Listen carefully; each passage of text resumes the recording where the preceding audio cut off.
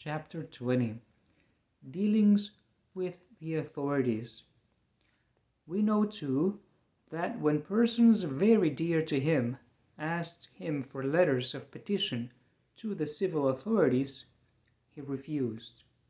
He chose, he said, to follow the principle of a wise man of whom it was reported that regard for his own reputation kept him from doing many favors for friends.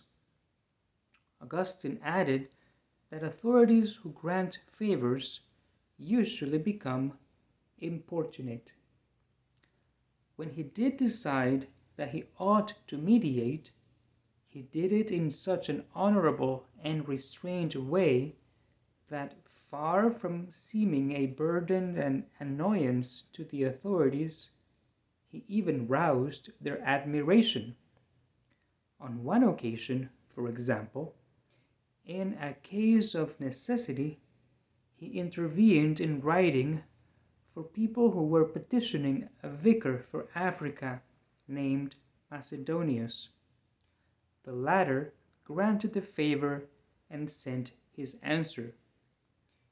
He wrote, "I greatly admire your wisdom as shown both in the works you have published and in this letter of recommendation, which you have not felt it too much trouble to send for someone in distress.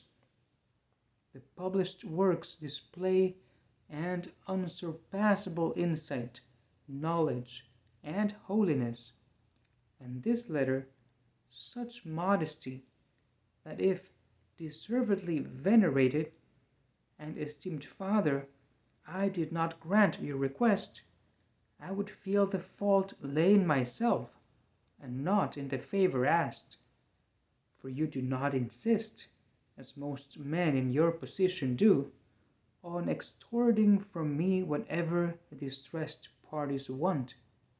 Rather, you suggest what you think may be asked from a judge beset by so many cares, and you do it with that accommodating modesty that is so effective in settling difficulties among good people.